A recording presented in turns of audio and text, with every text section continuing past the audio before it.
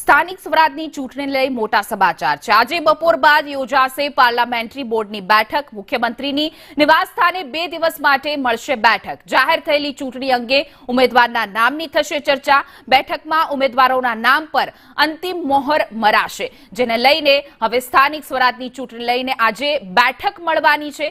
Parliamentary બોર્ડની બેઠકમાં 2 દિવસ માટે જે ઉમેદવારો છે, બેઠકના મુરતિયાઓ છે, તેના પર મંથન કરવામાં આવશે અને આખરી મોહર છે તે લાગવાની છે। આજ બપોર બાદ આ બેઠક પ્રારંભ થશે।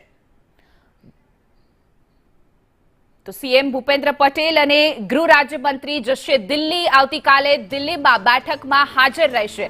ભારતીય ન્યાય સંહિતા સંદર્ભે મળશે બેઠક। ગુજરાત ગૃહ વિભાગનું પ્રેઝન્ટેશન પણ યોજાશે। મુખ્યમંત્રી અને ગૃહ રાજ્યમંત્રી હર્ષ સંઘવી છે તે દિલ્હી જવાના છે। ભારતીય ન્યાય સંહિતા સંદર્ભે દિલ્હીમાં બેઠક મળવાની છે। આ બેઠકમાં મુખ્યમંત્રી ભૂપેન્દ્ર પટેલ અને ગૃહ રાજ્યમંત્રી હર્ષ સંઘવી ઉપસ્થિત રહેશે। ગુજરાત ગૃહ વિભાગનું પ્રેઝન્ટેશન પણ રજૂ કરવામાં આવશે। આવતીકાલે બેઠકમાં હાજર રહેશે મુખ્યમંત્રી ભૂપેન્દ્ર પટેલ અને ગૃહ રાજ્યમંત્રી હર્ષ સંઘવી।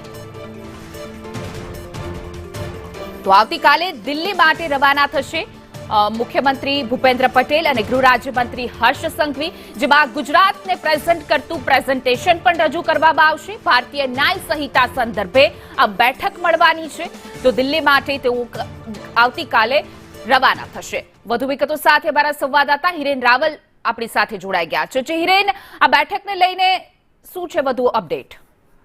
કેન્દ્ર સરકારે જે નવા કાયદા અમલમાં મૂક્યા છે, એ નવા કાયદાઓની અમલવારીના સંદર્ભમાં ગુજરાતની સ્થિતિ શું છે એ અંગેની બેઠકમાં ત્યાં બેઠક છે અને એ બેઠકની અંદર ગુજરાત તરફથી મુખ્યમંત્રી ભૂપેન્દ્ર પટેલ, કે જેમની પાસે કેબિનેટ રેન્કનો ગૃહમંત્રીનો ચાર્જ પણ છે, સાથે ગૃહ રાજ્યમંત્રી હર્ષ સંઘવી, ગૃહ વિભાગના એક મુખ્ય સચિવ અને અધિકારીઓ એમની સાથે હાજર રહેશે। આવતીકાલે અમિતભાઈ શાહની અધ્યક્ષતામાં જે બેઠક છે કે નવા કાયદાઓના સંદર્ભમાં જે અમલીકરણ થઈ રહ્યું છે એ રાજ્યોની અંદર અમલીકરણની સ્થિતિ શું છે, કેવી રીતે આગળ વધવું અને જે હજુ ક્યાંક વિસંગતતાઓ હશે તો તમામ બાબતો પરની જે બેઠક છે, 3 થી 4 કલાકની મેરેથોન બેઠક છે એની અંદર।